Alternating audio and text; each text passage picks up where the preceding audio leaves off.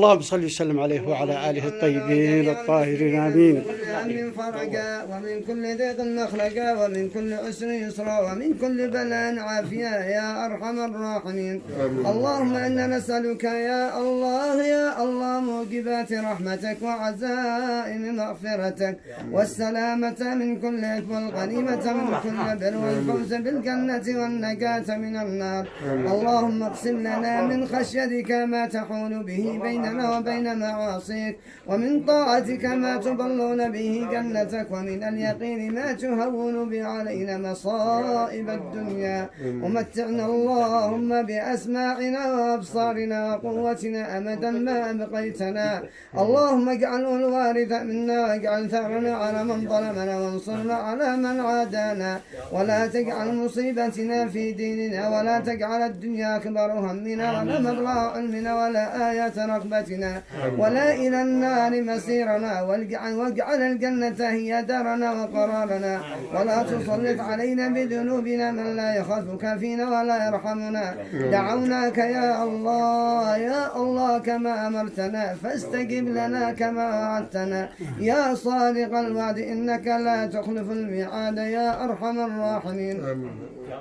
اللهم اغفر لنا الذنوب التي تنزل البلاء واغفر لنا الذنوب التي تقطع الرجاء واغفر لنا الذنوب التي تحبس الدعاء يا من اسمك دواء وذكرك شفاء وطاعتك غنى. ارحم من رأس ماله الرجاء وسلاحه البكاء يا دافع النقم يا نور المستوحشين بالظلم يا ارحم الراحمين. اللهم انت الغني ونحن الفقراء اللهم انت القوي ونحن الضعفاء اللهم أنت الكريم ونحن البخلاء يا أرحم الراحمين. اللهم إنا نسألك يا الله بكل اسم هو لك سميت به نفسك أو علمته أحدا من خلقك أن تجعل القرآن العظيم ربيع قلوبنا وجلاء همومنا وذهاب همومنا وغمومنا. اللهم ذكرنا منه ما نسينا وعلمنا منه ما جهلنا وارزقنا تلاوته وآناء الليل وأطراف النهار على الوجه الذي يرضيك عنا برحمتك يا أرحم الراحمين.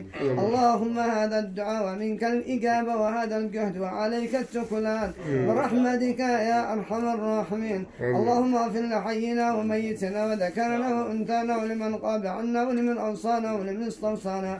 اللهم أرحمهم رحمة الأبرار وسكنهم مساكن الأخيار. اللهم أنزل في قبرهم الضياء والنور والبهجة والسرور من ليلتنا هذه إلى يوم البعث والنشور هدية يا الله اللهم صلاة متصلة من دار الدنيا إلى دار الآخرة.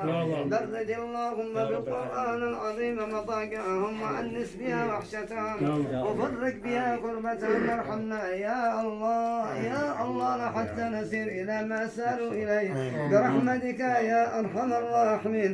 اللهم اجعل شهر رمضان شهيد لنا بالخيرات والحسنات ولا تجعله شاهد علينا لا بالمعاصي ولا بالسيئات. اللهم اجعله مرتحلا بذنوبنا ومكفرا لسيئاتنا يا ارحم الراحمين. اللهم اجعلنا من عتقائه ونقدائه ونجبائه من النار يا ارحم الراحمين. اللهم اجعلنا من قام ليلة القدر ايمانا واحتسابا فاغفر له ما تقدم من ذنبه برحمتك يا ارحم الراحمين.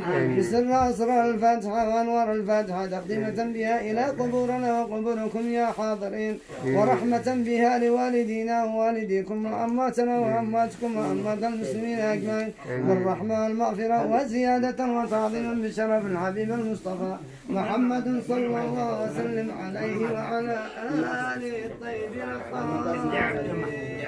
آمين يا رب العالمين.